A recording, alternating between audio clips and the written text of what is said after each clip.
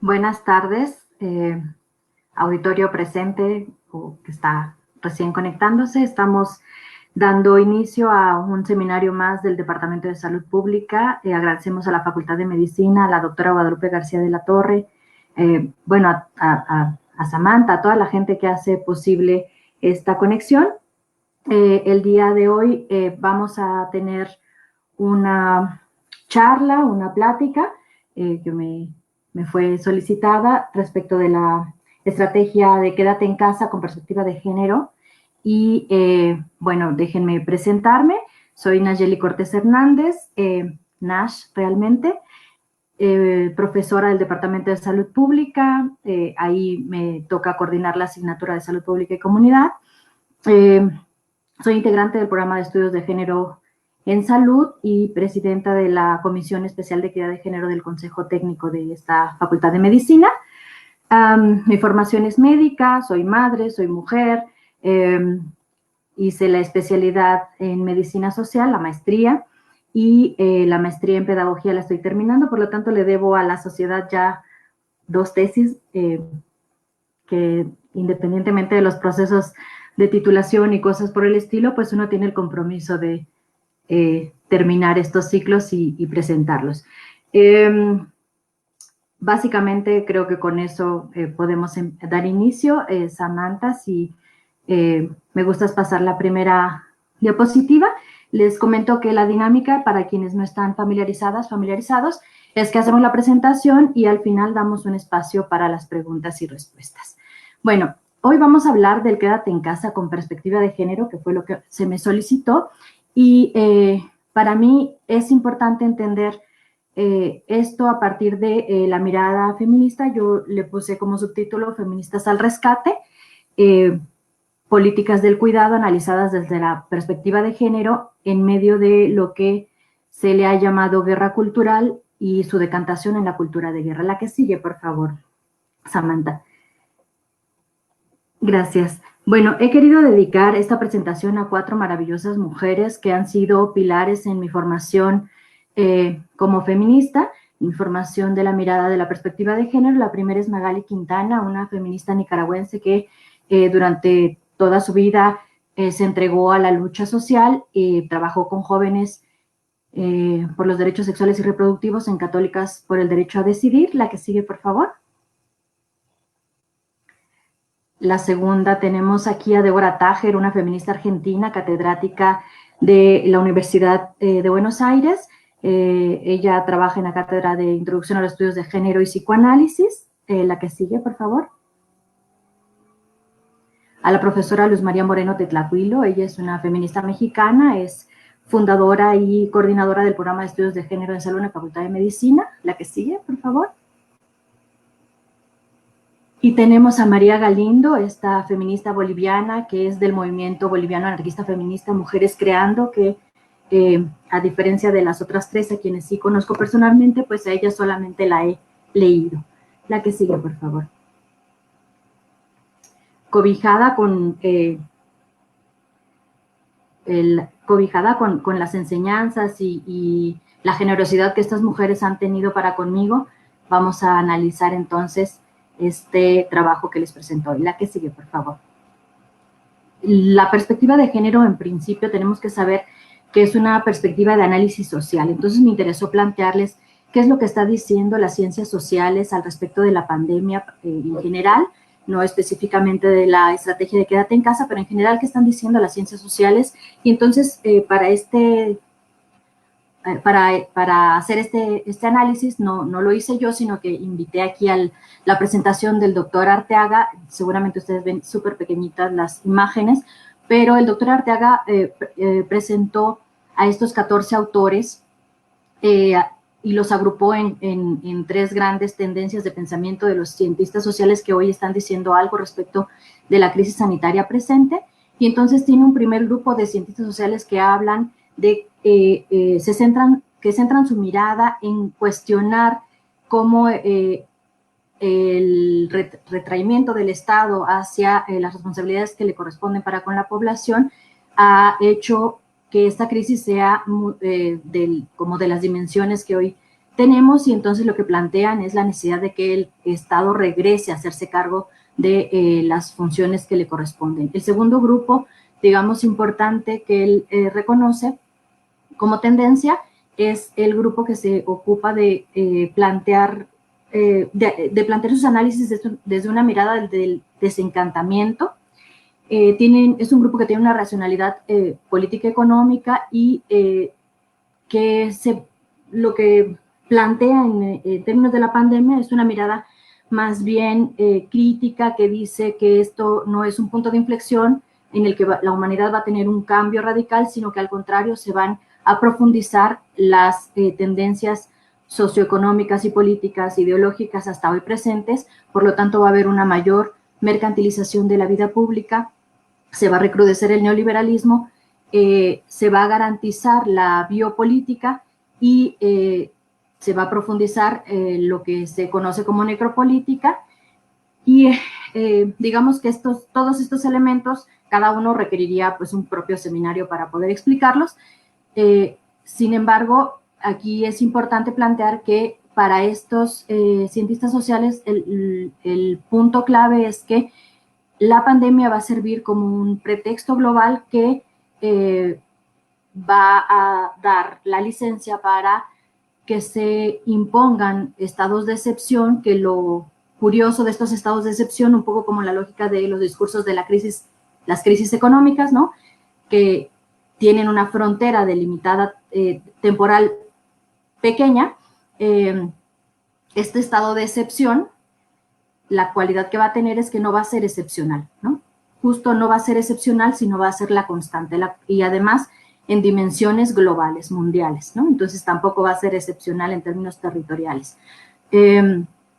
Lo grave de esta situación es que entonces se genera un ambiente social en donde la cosificación de la vida humana de la mayoría de la población, podríamos decir de la humanidad, entonces se vuelve la regla. Hay un tercer grupo, que es el grupo que habla del encantamiento, que él califica como el grupo del encantamiento social. Este grupo estaría planteando a la pandemia como un momento fundacional, una posibilidad, una oportunidad para cambiar radicalmente el rumbo de la historia de la humanidad, darle la estocada final, dice Zizek, a el neoliberalismo y entonces activar mecanismos solidarios y que puedan permitir de alguna manera una refundación humanitaria que, por ejemplo, nos permita detener este acelerado cambio climático que estamos viviendo, ¿no? Quiero señalar aquí que, bueno, varias cosas. La primera es que el criterio que utilizó el profesor Arteaga para hacer esta invitación, para incluir a estos autores y no a otros, es que son autores de gran, son icónicos en las ciencias sociales, son de gran consumo, le llamó así, son autores que su voz, su palabra, su análisis es seguida por muchas personas y en ese, dice que cuando publican algo, por ejemplo, pues ya lo publican en su idioma materno y por lo menos en 5 o 7 idiomas más, ¿no? O sea, ese es el nivel de impacto que tienen estas personalidades. Y entonces dirán, bueno, ¿y la perspectiva de género? Pues aquí está la perspectiva de género, ¿no? Mi primer llamado con a quienes traemos para pensar, para decir, para plantear desde las ciencias sociales es a que se den cuenta que de 14 personas, 15, contando al mismo doctor Arteaga, que es también un cientista social, solo tenemos una mujer. Desde luego que es una feminista, no todas las mujeres lo son, ella lo es, pero este es el primer elemento de la perspectiva de género que es importante señalar. Dirán, bueno, no es culpa del doctor Arteaga que no haya mujeres que sean icónicas o que sean de alguna manera de gran consumo, digamos, como el resto de los que seleccionó. Por supuesto, no hay latinoamericanos, etcétera, ¿no? En este grupo. Y aquí traigo el concepto de justicia epistémica. En un mundo patriarcal donde la desigualdad genera que hombres y mujeres no tengamos la misma posibilidad de decir, es importante tener una posición ética en el sentido de esto, de justicia epistémica, y de recuperar los saberes y en las palabras, en la palabra misma de, en este caso, las mujeres, porque sí están diciendo cosas y las cosas que están diciendo son importantes para entender desde la complejidad y desde la diversidad de impactos que está teniendo una situación como esta, que es excepcional, pero que pega de manera diferenciada porque la tendencia de lo que hemos venido viviendo pues no se rompe con la excepcionalidad de la pandemia. Y aquí también quiero señalar otra cosa que tiene que ver con la perspectiva de género, que es por qué es importante entonces traer estos pensamientos y estas voces diferentes, porque digamos que este ser exitosos justamente, este ser exitosos de estos personajes, de esos autores, les coloca en un lugar de responsabilidad que ellos asumen, reconocen, y entonces dictan, ¿no? Si abren la boca y abren la internet es para decirnos, para guiarnos, para plantear certezas, y nosotros no estamos pensando que nos puedan plantear otra cosa. Es importante que cuando la realidad nos golpea, que cuando la realidad nos simbra, también nos demos oportunidad de decir esta frase que está al centro, que es del intelectual mexicano, Carlos Monsiváis, que nos dice, o ya no entiendo lo que está pasando, o ya pasó lo que estaba entendiendo, ¿no? Y darnos esa oportunidad es importante, de detenernos a reflexionar. Pero cuando tenemos una construcción de subjetividad masculina y lo que nos toca es proteger y guiar, difícilmente vamos a hacerlo. La que sigue, por favor.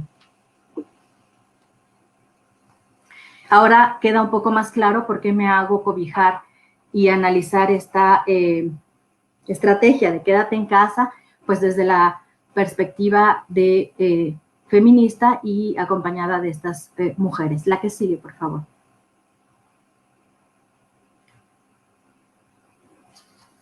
Gracias, Samantha. Bueno, de entrada dice Deborah Tager que la estrategia quédate en casa ya en sí misma objetiviza, o sea, hace patente un avance del pensamiento feminista. Y esto es porque la política quédate en casa es una política del cuidado, que es un tema que las feministas vienen planteando desde hace muchísimo tiempo. Pero esta política del cuidado le planteamos como una mirada, o sea, que imprime, lo reconozca o no, una mirada feminista, porque por un lado plantea que el cuidado no es una exclusividad, una responsabilidad exclusiva de las mujeres, ¿no? Sino, en este caso, por ejemplo, una estrategia estatal, una estrategia de quien se hace cargo de la política pública. Y con eso se establece que el cuidado, además, es un valor prioritario que se antepone inclusive, por ejemplo, al crecimiento económico, ¿no? Entonces, lo primero que tenemos que decir cuando hablemos de la estrategia quédate en casa es que como política del cuidado es una política que ya acuerpa de alguna manera el pensamiento o la propuesta feminista. Ahora, para definir esta estrategia, tenemos que, claro, establecerla dentro de su campo de acción. Es una estrategia epidemiológica para la contención del contagio del microorganismo SARS-CoV-2, no exactamente para la contención de la enfermedad y la erradicación de la enfermedad. Y esto quiero subrayarlo porque de repente solemos confundir la contención del contagio de un microorganismo con la complejidad que implica el proceso de concebir y de entender a una enfermedad, que es un proceso que es mucho más allá de las expresiones fisiológicas o de las expresiones clínicas del contacto de un virus con una corporeidad humana, ¿no? En ese sentido, por ejemplo, la estrategia quédate en casa, por un lado, contiene la propagación del virus, o procura contener la propagación del virus, modularlo, pero en ese modularlo y imponer una política generalizada, lo que está haciendo es haciendo de la enfermedad un proceso colectivo también, ¿no? La enfermedad se vuelve y todos nos volvemos parte de la enfermedad. Bueno, las características que tiene esta estrategia son, quiero subrayar 5 de ellas. Una es que era una estrategia necesaria en términos pues de la virulencia y la letalidad del proceso pandémico. En el caso mexicano, no en todos los casos, ha sido una estrategia flexible en la lógica de que son medidas que se imponen a la generalidad de la población y sin embargo están planteadas de un modo de mucha precaución para no estar dirigidas a la individualidad de las personas, sino a las condiciones que le generan necesidad de movilidad y por lo tanto reduce o detiene el trabajo, la escuela, la recreación, pero no vamos a andar mucho en eso. De todas maneras, todas las noches se dicen las conferencias nocturnas, pero cabe señalar pues que es una estrategia, al menos en México, flexible, y es flexible porque está en un contexto de desigualdad que es reconocido, en donde las personas, y es importante señalar eso, ¿no? No es flexible en términos de esta lógica o de esta ideología del liberalismo individualista, ¿no? En donde es flexible porque yo puedo hacer lo que me dé la gana, sino es flexible en términos de entender que hay condiciones diferenciales en la población para poder implementar una estrategia de este tipo.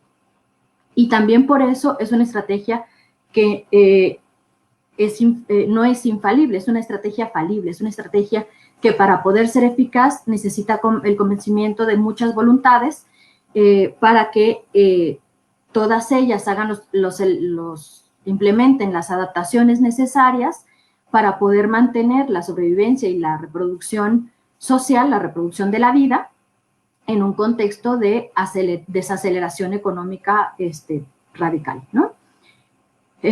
Otra característica es que es una estrategia alienante y contradictoria.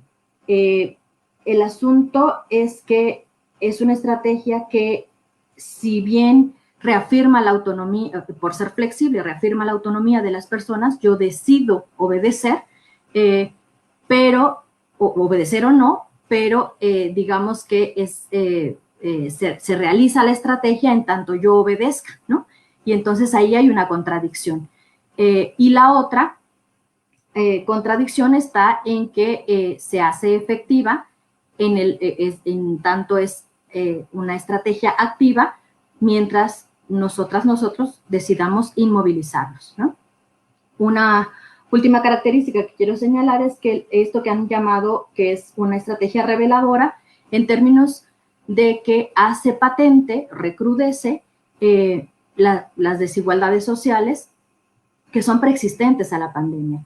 Dice la coordinadora para la igualdad de género de la UNAM, dijo muy al principio de la pandemia, que el aislamiento por pandemia coloca en riesgo de desigualdad y violencia a los grupos vulnerables, como las mujeres y las diversidades sexogenéricas.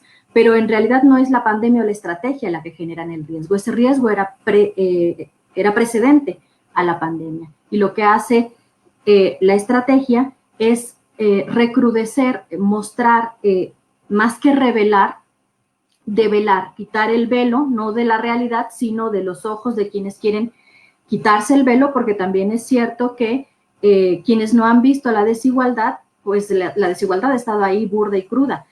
Quienes no la han visto es porque han decidido no verla. Y así la pandemia les da una oportunidad, la que sigue por favor, de ver esta desigualdad o seguirla ignorando. Bien.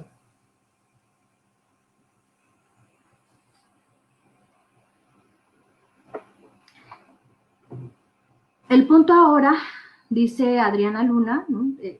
Que ella se aferra al feminismo o se aferró al feminismo porque le ha permitido ir encontrando las barreras que obstruyen el diario vivir y fortaleciendo las herramientas para superarla.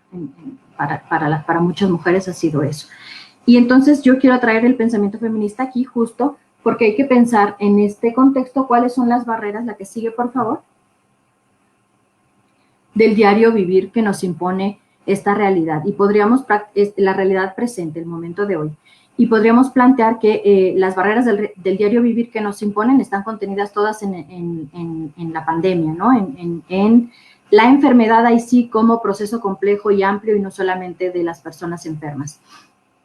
Y las herramientas que tenemos para superarlas tienen van a depender de dónde estamos hablando. Cuando estamos hablando desde la academia, estas herramientas tienen que ver con el encuentro de la teoría y la realidad. Tienen que tener claro que este encuentro de teoría y realidad está dada por marcos interpretativos y esos marcos interpretativos tienen sus límites y sus posibilidades.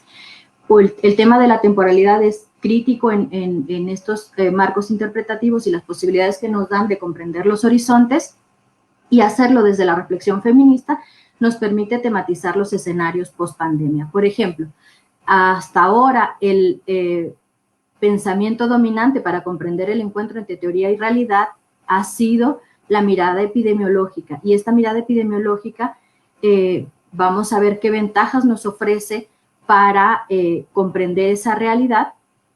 Y tenemos, por ejemplo, en esta gráfica que les estoy mostrando, donde se ven los casos acumulados de abril más o menos a junio, pues nos muestran una riqueza de información muy amplia, alguna intrascendente, como por ejemplo, bueno, intrascendente para comprender alguna parte de la realidad, no otra, como por ejemplo que se nota claramente cómo semanalmente hay un ritmo de registro de los casos confirmados positivos.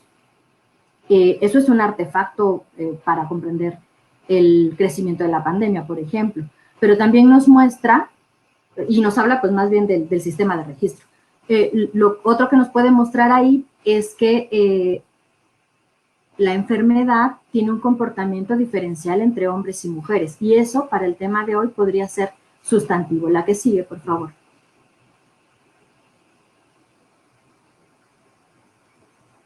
Muchas gracias. Bueno,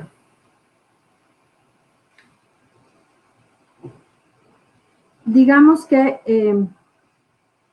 para tratar de entender esta diferenciación entre hombres y mujeres, nos vamos a otras formas de expresión de la pandemia y vemos que es constante cómo se comporta de manera diferencial tanto en el número de contagios, pero también en el número de muertos, en los decesos que está presentando. Nos permite entender que efectivamente, no voy a decir nada nuevo, es una situación grave que en menos de 100 días la velocidad de expansión, digamos, la velocidad de contagio ha llegado a tal punto que hoy por hoy, bueno, no es cierto, estos números son del 12 de junio, pero ya era una locura estar cambiando las cifras, las cambié como 3 o 4 veces, las últimas son bastante próximas a esto y confirman que en aproximadamente poco más de 100 días de iniciado el primer caso, 1 de cada 1000 ya se cuenta como caso confirmado si planteamos una población de 120 millones de mexicanos, ¿no? Entonces, se propaga rápidamente, lo sabemos, y también sabemos que las muertes pueden llegar a ser verdaderamente una cifra catastrófica, si los pronósticos que se tienen hasta ahora, digamos, que se han hecho públicos desde la Subsecretaría de Salud, llegan a los 45,000 que se han planteado. Esto querría decir que por COVID se nos habrían muerto la mitad de las personas que cada año en los últimos 5 años, las personas de 25 años y más, se nos han muerto de diabetes, por ejemplo. Es decir, que es una de las causas de muerte más importantes en el país, ¿no? En cambio, si hacemos todo mal de aquí en adelante y los pronósticos se agravan y llegamos a las cosas más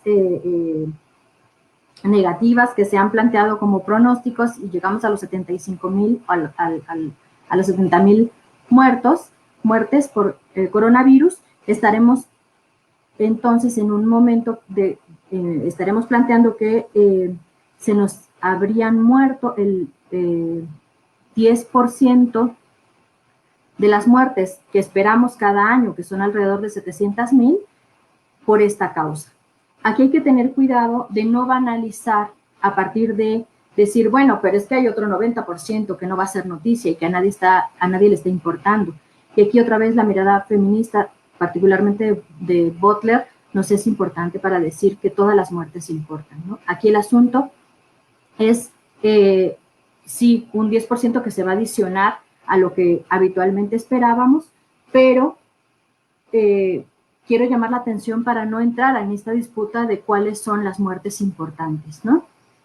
Porque justamente lo que dice Judith Butler en este libro de Marcos de Guerra, Vidas Lloradas, es cómo construimos socialmente la idea de que hay vidas que valen la pena, vidas importantes, y hay muertes que en realidad son intrascendentes. Eso tendríamos que estarlo modificando en nuestro pensamiento permanentemente. Bueno, datos adicionales, la que sigue, por favor.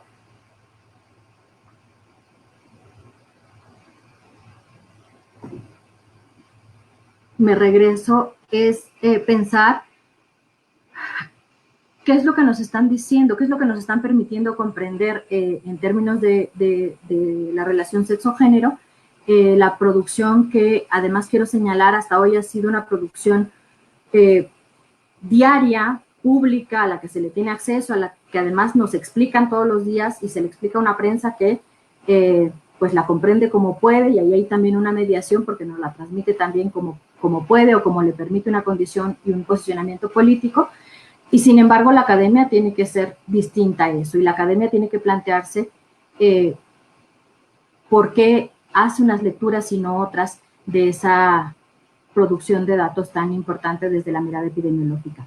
Y aquí me llama la atención que en la última semana, particularmente ahí les señalo el día 9 de junio, cómo esta diferenciación que ha sido constante en edades, en mortalidad, en contagios, se aproxima en la última semana, y entonces ya la distribución de muertes entre hombres y mujeres es de 49 a 51.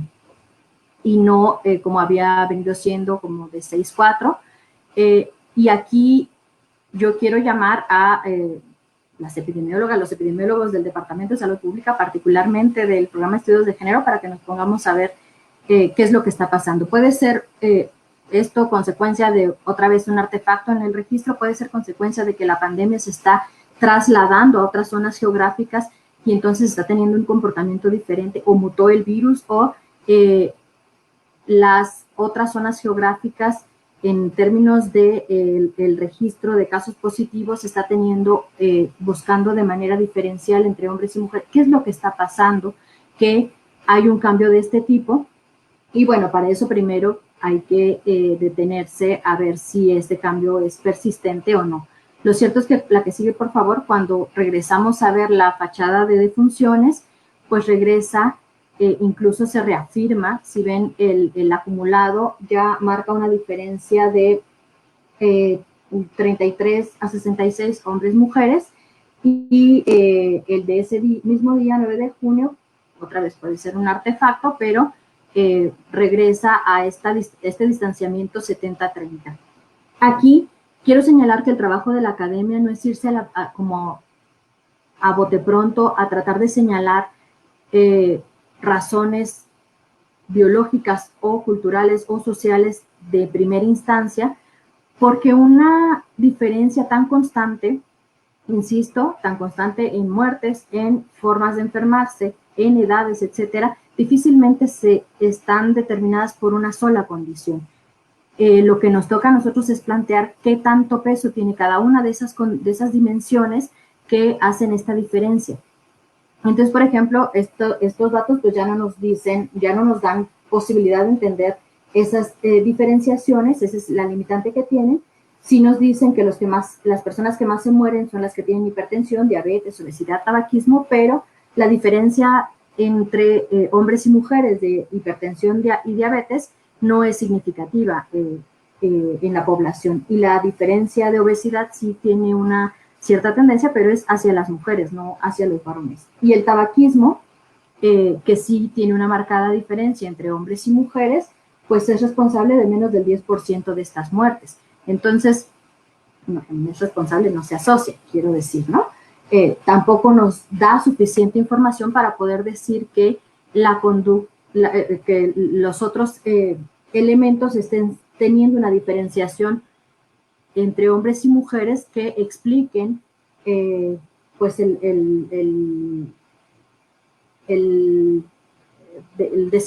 la desigual expresión entre los dos sexos.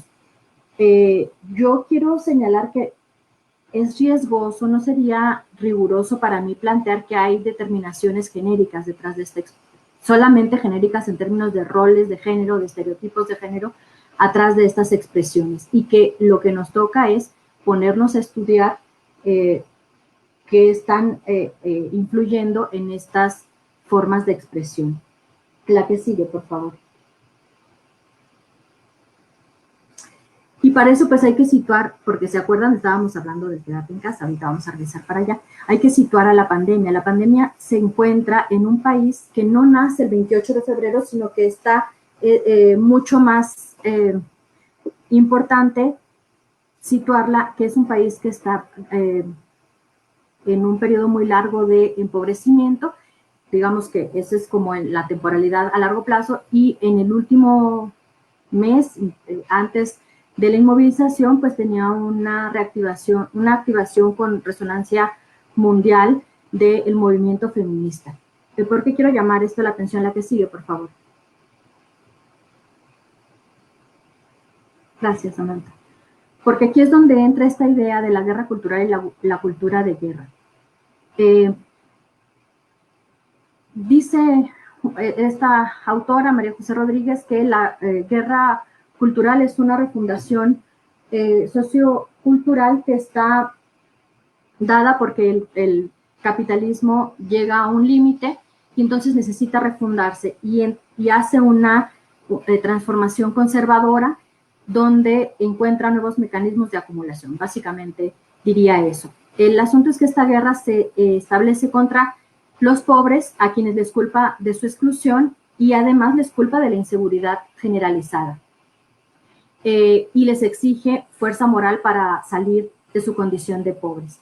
Esta estrategia, esta guerra cultural es una estrategia mental en donde se define lo que se ha conocido, se ha estudiado como guerra de cuarta generación. La guerra de cuarta generación es una guerra que tiene como principio filosófico la idea de que sobran personas y no cualquier persona, ¿no? No es aleatorio, hay que deshacernos de la mitad de la población. No, es una guerra que se plantea eliminar a la población sobrante de pobres.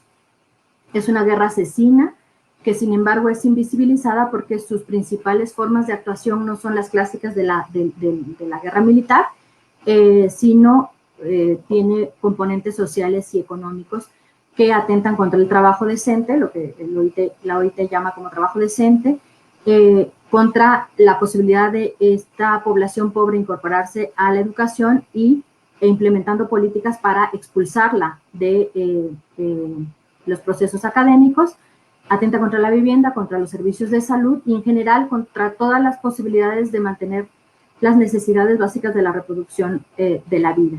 En ese sentido, lo que tiene como objetivo, lo que logra es matar el espíritu y la moral de la gente pobre, es lo que plantea esta cientista, y yo lo ejemplifico y lo represento con esta foto donde está un policía sometiendo de ese modo a una persona. No hay posibilidad de hacer este ejercicio brutal de violencia si no se tiene una moral rota.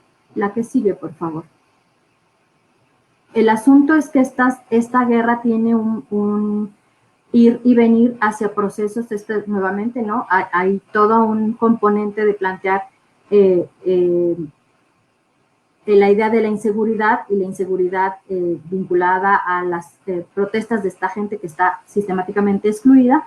Y fíjense cómo aquí se llama, dice, detenidos por protesta violenta, y cómo hay un ejercicio de que también es un sujeto que está tratando de salirse de esa condición de la pobreza este, atacando al chico, ¿no? La que sigue, por favor.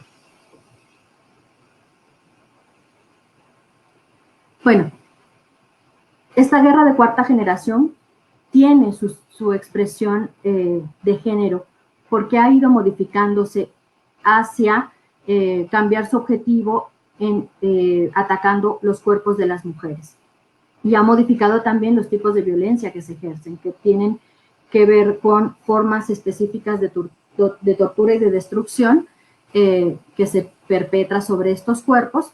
Son, en general, las guerras de cuarta generación son guerras con bajos niveles de formalización, esto es de Rita Segato, y ritualidades, y entonces las ritualidades son provisorias e inestables y se sellan así, se firman así, se dicen en público, porque no tienen, digamos, una rendición, un papel en donde el otro, el que está siendo sometido, se rinde explícitamente, y entonces es ahí en esos cuerpos donde se firma la rendición del enemigo. La violencia ejecutada por medios sexuales, que es especialmente intensa contra las mujeres, contra los niños, la niñez, la infancia, pues las adolescencias y las disidencias sexogenéricas, es parte de lo que trabajó Magali Quintana, tiene como objetivo, y aquí coinciden Rita Segato con María Rodríguez, la destrucción moral del enemigo. Aquí es importante saber que son crímenes que no tienen una motivación sexual, aunque tengan expresiones sexuales y se ejecuten por medio de la violencia sexual. No tienen motivación sexual porque no es un servicio sexual el que están exigiendo, sino que son crímenes de guerra, que además están en un proceso de escalonamiento. Todas las imágenes que les he mostrado pues son de grupos formales, digamos, oficiales.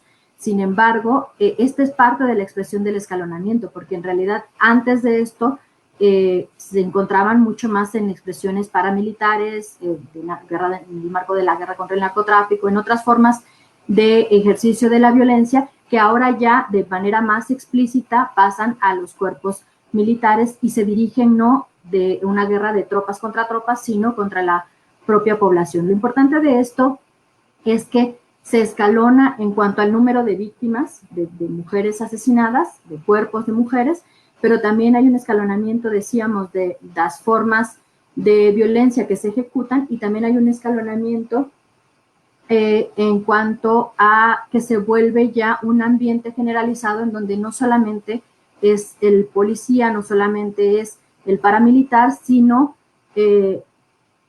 quien puede ejercer ese tipo de afirmación del poder. Bueno, la que sigue, por favor.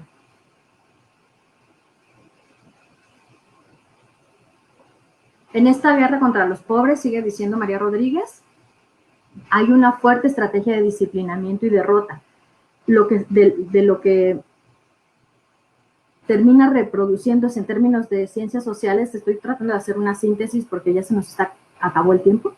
El asunto es que generan una idea de desmerecimiento generalizado que se establece tanto en la opinión pública como en las políticas públicas. Y entonces hacen posible o ponen el caldo de cultivo para que, por ejemplo, la violación, toda violación que dice no es una anomalía del sujeto solitario, dice Rita Segato en esta lógica, siguiendo esta línea de pensamiento, sino es un mensaje de poder y de apropiación pronunciado en voz alta, pronunciado en sociedad, entonces deja de ser un asunto personal como lo hemos entendido y se vuelve también un asunto sobre todo impersonal, es decir, generalizado, es decir, social. Es ahí donde tiene lógica que un cántico de 4 mujeres chilenas puedan tener el eco que tienen a nivel mundial, porque es una violencia que se ha generalizado.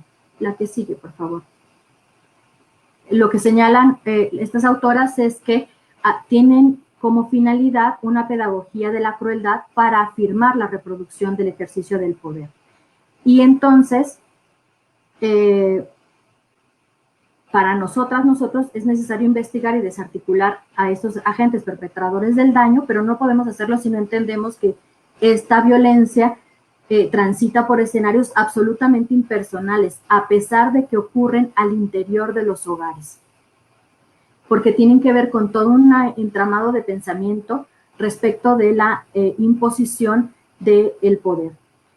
El asunto es que esta guerra no está siendo detenida por la institucionalidad del Estado y al contrario, poco a poco el Estado va formando, si no es que, como dice Rita Segato, formaban ya parte de ese entramado. Y en eso nos cayó la pandemia. La que sigue, por favor. Entonces, el coronavirus, dicen, no vino a quebrar al sistema, sino se vino a colocar en un sistema que ya estaba quebrado. Por eso, la estrategia de quédate en casa no es espontáneo ni es raro, que lo que más se consolida a partir de una estrategia de este tipo es el miedo generalizado al otro, que no es solamente el miedo generalizado al otro porque venía un virus, ¿no? Viene un virus que nos hace pensar que estamos en peligro de muerte, sino que ya hay en sí una serie de estructuras ideológicas que hacen posible esta forma de respuesta. Y entonces el odio y la enemistad pasa de xenofobias específicas, ¿no? Vamos a temerle a los chinos, vamos a temerle a los migrantes, vamos ¿no? A la migración, y pasa a ser a construir el enemigo en todos y todas nosotros, que nos pensamos así cuando pensamos que el otro, la otra, es un portador asintomático. Por eso es importante, entonces, recupero el pensamiento feminista. La que sigue. Aquí nada más quiero recalcar que el pensamiento epidemiológico no es binario, sin embargo, sí le hace falta entrar a la complejidad de otros pensamientos. Digamos que las dimensiones del pensamiento epidemiológico son tiempo, lugar y persona, y con ese pensamiento es que se establece la estrategia de quédate en casa, y lo que necesitamos es complejizarlo a temporalidad, territorio y sujeto para poder dar respuesta a la complejidad en la que se instaura una pandemia como esta. Y entonces, digamos que desde el pensamiento crítico, del feminismo crítico, nos estaría planteando estas otras tres dimensiones, y eso quiere decir que hay muchos feminismos, pero lo que tiene, digamos, en común, o una de las cosas que tienen en común los feminismos es que coinciden con que el feminismo es el lenguaje de los cuerpos libres. ¿Y por qué es el lenguaje de los cuerpos libres? Pues porque es ahí donde se expresa la potencialidad política en una sociedad que de por sí somete a los cuerpos femeninos a formas predeterminadas de ser y de estar. Y entonces en ese contexto tú encierras a las personas, ¿no?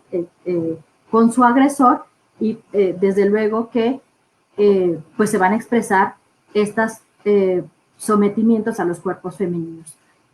Un quédate en casa con marcos que superan la idea epidemiológica hubieran podido anticiparse a las formas predeterminadas del ser y el estar al que serían sometidos los cuerpos femeninos durante el encierro, que de por sí, como encierro, es disruptivo y es tensante de la dinámica familiar, y que además está inmerso en este contexto que ya les traté de señalar de manera más o menos sintética, no con mucho éxito. La que sigue, por favor.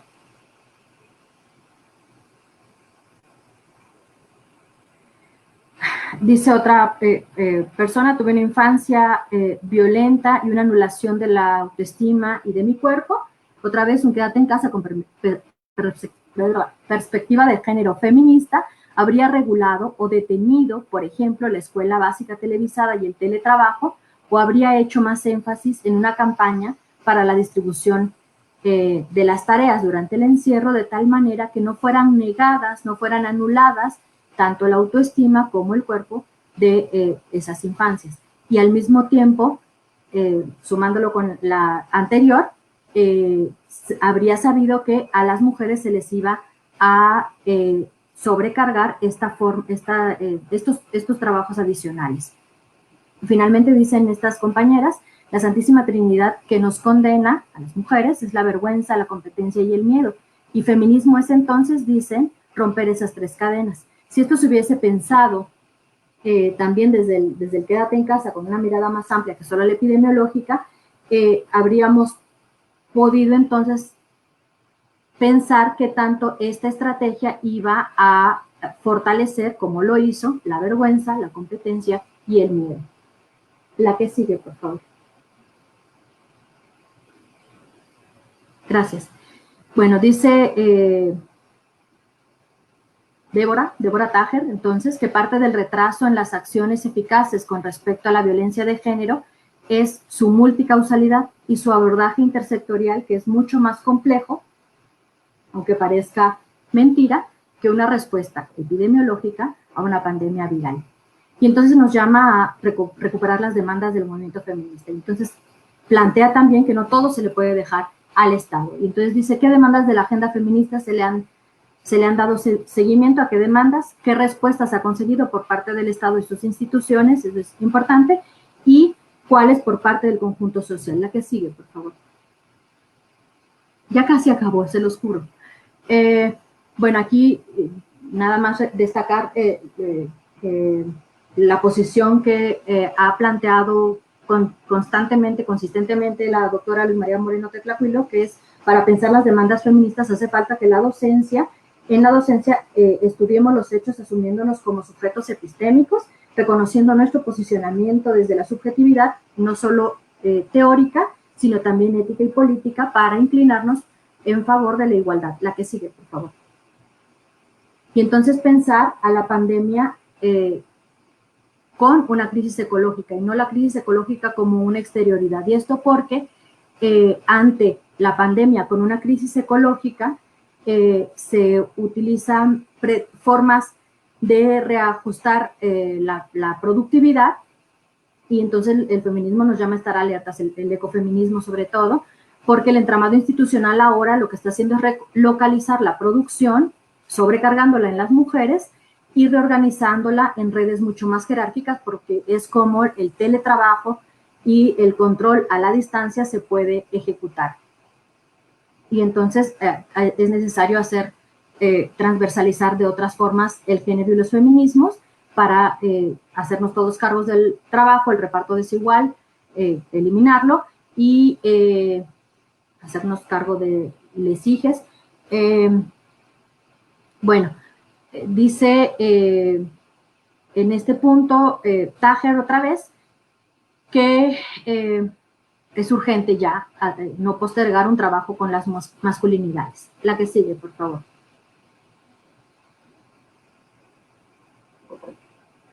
Y entonces llegamos un poco pues a las recetas, ¿no? ¿Qué hacemos? Aparte de, digamos, plantar los análisis y las preguntas al aire. Dice Tájer que lo que tenemos que hacer es una articulación del feminismo con la salud que sea propositivo, que vaya más allá de criticar el modelo médico hegemónico.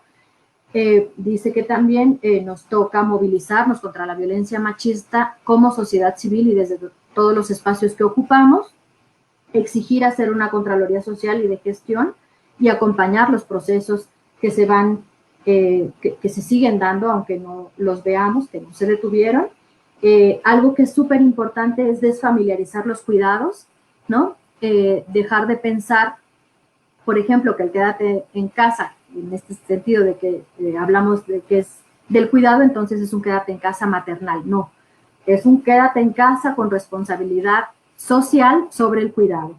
Y entonces también dice, no debemos confundir el amparo estatal con paternalismo. Una necesidad del feminismo es desfamiliarizar los discursos y las políticas públicas. Y finalmente, redistribuir las tareas domésticas. Aquí quiero detenerme también porque si bien es cierto que el teletrabajo, el estudio, en general las dobles y triples jornadas se han agudizado, se han acrecentado y se han hecho bastante invivibles para muchas mujeres, también es cierto, bueno, el tema de la violencia con los agresores masculinos, quiero decir que también esta pandemia y el quédate en casa dio la oportunidad para que muchos varones que ya venían trabajando sus propios procesos de masculinidad se pudieran hacer cargo de los cuidados domésticos de la salud, por ejemplo, también de comprar comida, de limpiar los alimentos, dice Tájer, y hacer las medidas sanitarias que en este contexto se han vuelto bastante complicadas para mantener la reproducción social.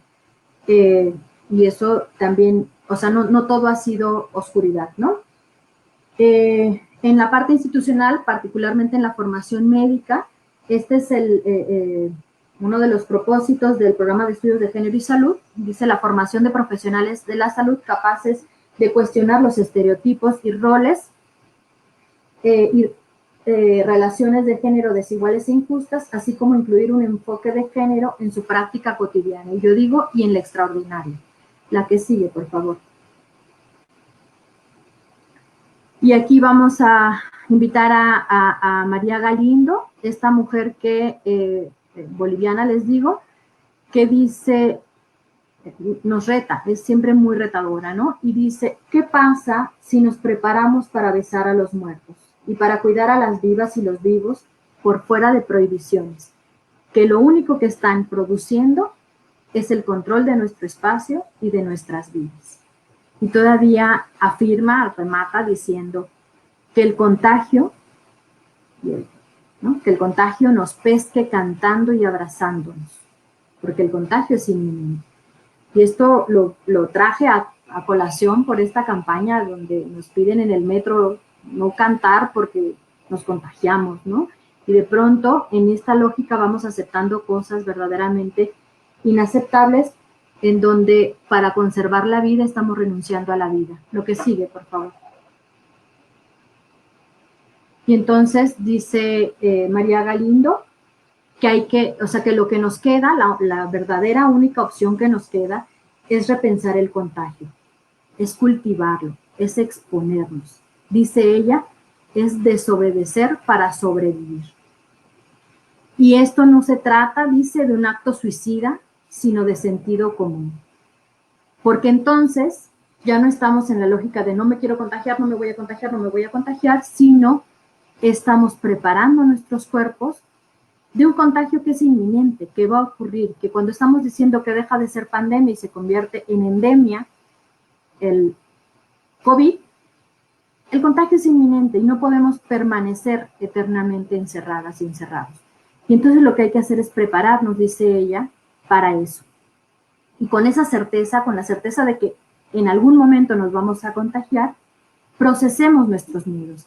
Dejemos de producir en el otro portador asintomático o sintomático el enemigo. Y entonces nos pregunta, ¿no? Nos increpa, ¿será que lo mejor es obedecer el aislamiento, la reclusión, el no contacto, la no contestación de las medidas cuando lo más probable es que tú, tu amante, tu amiga, tu vecina o tu madre se contagien? Y ella dice, eso me parece irracional, ¿no? Lo que sigue, por favor.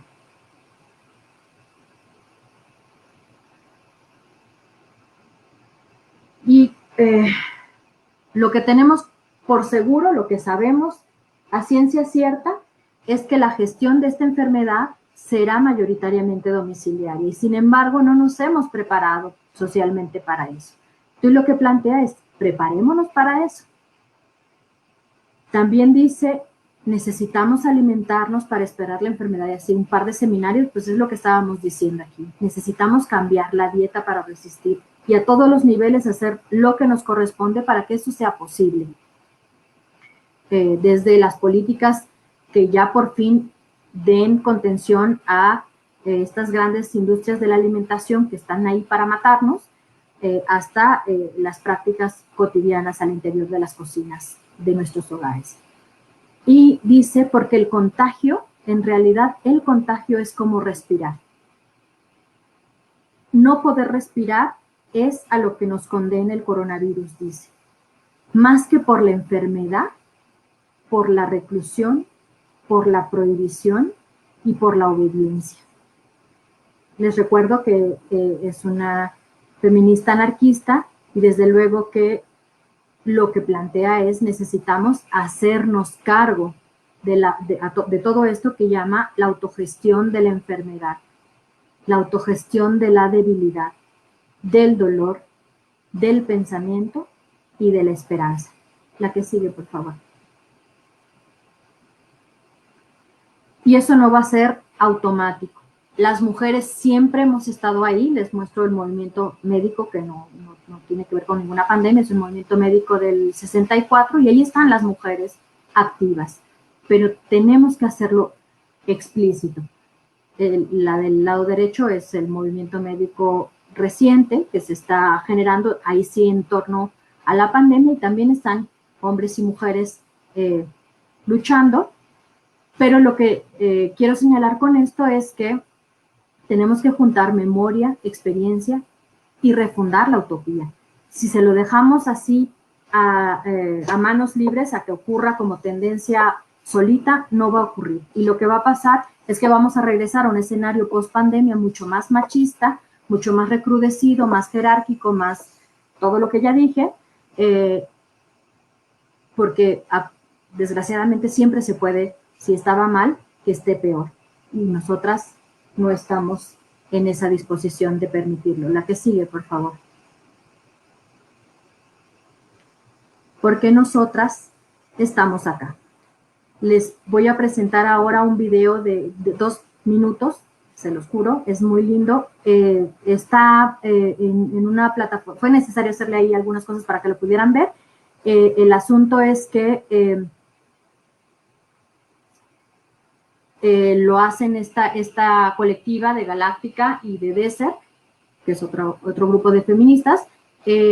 Bueno, veámoslo y les encuentro. Adelante.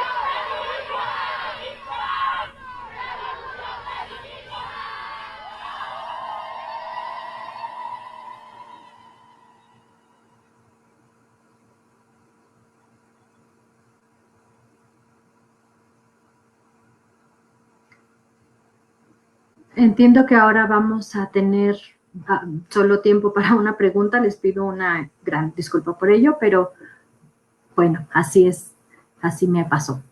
Dice una pregunta y una preocupación que tengo es acerca de las mujeres solteras con hijos e hijas y el teletrabajo durante el aislamiento. Bueno, es una preocupación que tenemos todos y todas. No entiendo la pregunta, pero, o sea, como pregunta, pero desde luego hemos generado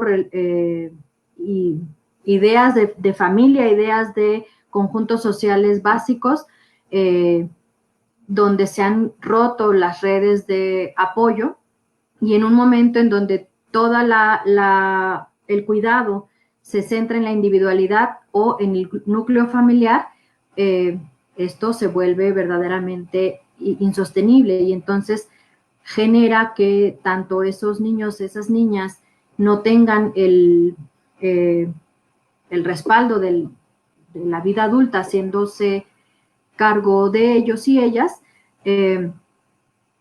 y genera en las mujeres una condición insostenible también que necesitamos desde las instituciones, otra vez desde el pensar el quédate en casa, desde el pensar lo que exigimos como jefas, como personas que estamos planteando el trabajo, teletrabajo, pues tener las acciones que den la protección que no se puede dar en la individualidad, porque la responsabilidad de la niñez es de todos y todas, no es de las madres, ni siquiera de las familias, es de la humanidad.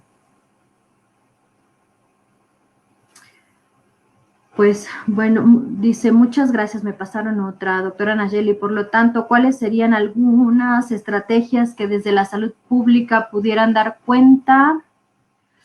Ay, Dios santo, ya estoy muy ciega. Dar cuenta de las probables soluciones. Algunas estrategias desde la salud pública. El principal elemento es entender la multidimensionalidad tanto de la enfermedad como de las propias estrategias y políticas, ¿no? Y entonces, desde la salud pública, digamos, hacer confluir. Ya cerramos. Hay otra pregunta y ya cerramos. No estoy entendiendo. Ok. Sí, desde la salud pública es hacer confluir pensamientos, diversos pensamientos que puedan dar soluciones complejas. Entonces, me están diciendo que ya me colgué de más, mucho. Les agradezco las preguntas. Estaré atenta después al chat y trataré de dar respuesta ahí. Muchas gracias a todos y todas. Y yo lo que quiero es pedirles que demos continuidad, sino en estos espacios, en todos los que podamos abrir para este efecto, porque lo que necesitamos es trenzar ideas entre todos y todas. Muchas gracias.